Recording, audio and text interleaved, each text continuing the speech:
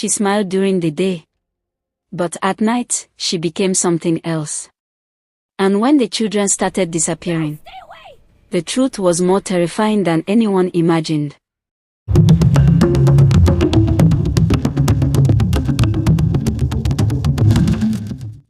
In the ancient village of Ayatoro, where the wind carried whispers and the moon saw more than men ever could, there lived a wealthy man named Chief Adibeo. His compound was large, walls made of red earth, and courtyards that echoed with laughter by day. But like every polygamous home, peace was only an illusion. Chief Adibeo had 3 wives. The first wife, Mama Okonji, was the eldest, quiet, wise, and deeply respected. The second wife, Mama Busy, was sharp-tongued, clever, and always calculating. The third wife was Adoni. Adoni was different. She was soft-spoken, beautiful without effort, and carried herself like someone who had nothing to prove. Her laughter was gentle, her kindness unmatched, and her children, 3 bright-eyed boys, were the pride of the compound. Even strangers noticed it. Even the elders spoke of it. Even the gods watched. And that was the problem. Because admiration breeds envy. And envy is a seed that does not die quietly. At first, it was small. Mama Busy would watch from her doorway as Adoni braided her children's hair, singing softly. She would notice how Chief Adibeo lingered longer in Adoni's hut. How he smiled more when he returned from her room. How he brought her gifts, kola nuts, wrappers, sometimes even gold beads. Mama Busy would mutter under her breath. Beauty without struggle never lasts. But her words were empty comfort. Because deep inside her chest, something dark had begun to grow. One evening, the compound gathered under the moonlight. The children played. The women cooked. The men told stories. Adoni's younger son, Little Tond, ran around laughing, his tiny feet kicking dust into the air. "Catch me! Catch me!" he shouted. Even the elders smiled. But Mama Busy did not. Her eyes followed the boy. Not with affection, but with something colder. Something calculating. That night, while the compound slept, something unusual happened. The wind changed. Dogs began to whimper. And somewhere in the darkness, a figure moved. It started with whispers. Then fear. Then death. 3 nights later, a child from a neighboring compound went missing. No scream. No struggle. Only silence. By morning, the village was in chaos.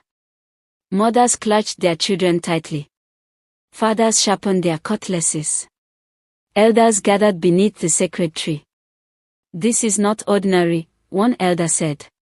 "Spirits are walking." Another shook his head. "Or something worse, hiding among us." Back in Chief Adibeo's compound, tension grew. Adoni became restless. She began waking at night, sensing something she could not explain. One night, she sat up suddenly. She heard it. A faint sound. Like breathing. Heavy.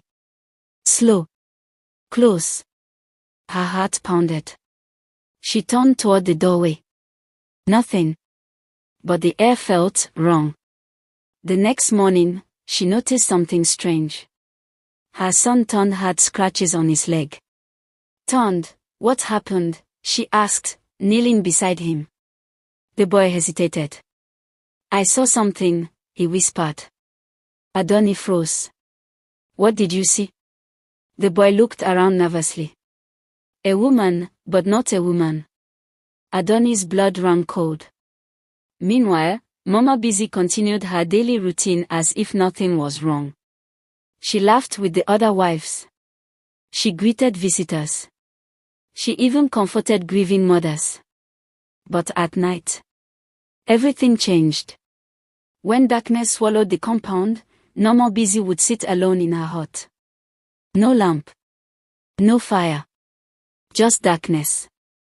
Then slowly, She would begin to chant.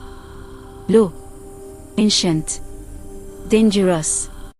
Her body would tremble. Her fingers would twist unnaturally. And then, her eyes would open. Not human. Glowing faintly, like embers. Bones cracked. Skin stretched. Her shadow twisted into something monstrous. And soon, the woman was gone. In her place stood a creature. Half human. Half beast. With hunger in its soul. It slipped into the night. Silent. Deadly. Searching. The attacks became frequent. Children vanished. Livestock were found drained of life. And fear ruled the village.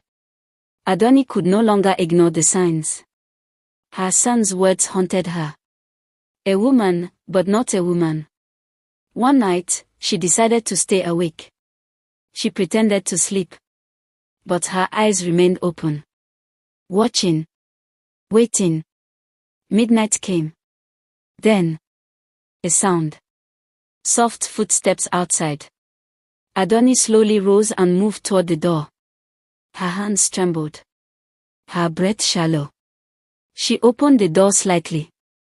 And what she saw froze her soul. In the dim moonlight, she saw a figure crouched near the children's hut. Its back was twisted. Its movements unnatural. It sniffed the air like an animal. Adoni's heart pounded violently. She stepped back. But her foot hit a clay pot. Crack. The creature stopped. Slowly. It turned. Their eyes met. Adoni gasped. Because she recognized that face. Even in its distorted form. Even in its monstrous state. Mama. Busy. The creature let out a low, guttural growl. Then it smiled. A horrifying, unnatural smile. And in that moment, Adoni understood everything. Adoni ran. Her legs barely touching the ground. Her heart screaming in her chest. Behind her, the creature chased. Fast. Relentless. Hungry. She burst into Mama Okonji's hut. Wake up. Wake up, she cried. The old woman stirred. What is it? It's Mama Busy. Adoni shouted. She is not human. At first, the old woman hesitated. But then, a scream pierced the night. They both froze. Then ran outside. The compound was in chaos. No, stay away! Men grabbed torches. Women gathered their children. Protect the children! And there, This way! Hurry! under the pale moon, stood the creature. No longer hiding. No longer pretending. It hissed at them. Its eyes glowing. Its body twisted beyond recognition. What is that? Someone screamed. Adoni stepped forward, shaking. It is her, she said. Mama Busy. Gasps filled the air. No, it cannot be. But the truth stood before them. Ugly. Undeniable. The elders were called. Chants began. Drums echoed. The creature tried to flee. But this time, the village was ready. The chief priest arrived before dawn. His face stern. His voice powerful. This is not just a creature, he said. This is a soul consumed by envy. They bound the creature with sacred ropes. It struggled. Screamed. Roared. Then slowly, it began to change. Bones shifted. Skin returned. The glow faded. And there lay Mama Busy. Weak.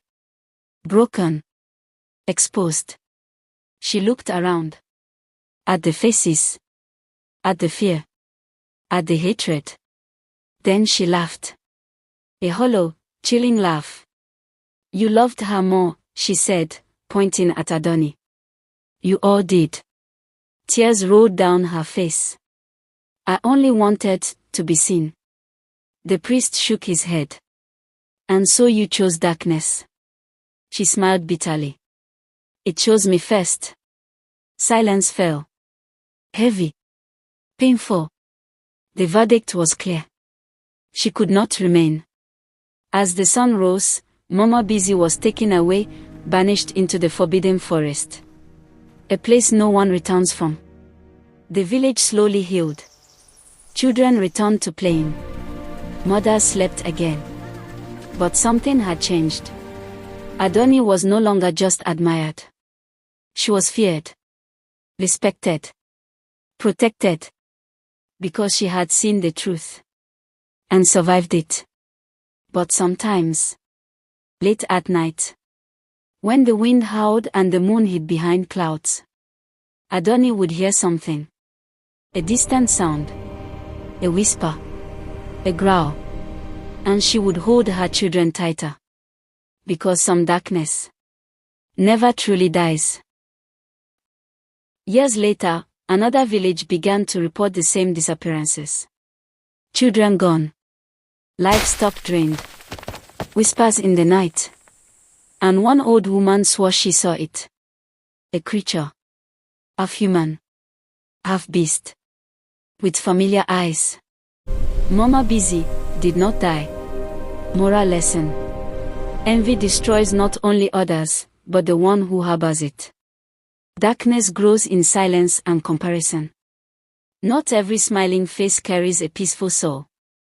Tell me in the comments. What would you have done if you discovered her secret? Do you think Aya Busy deserved her fate, or was she a victim of envy? Kindly like, comment and subscribe to Echo Folks Africa, the digital voice of African storytelling.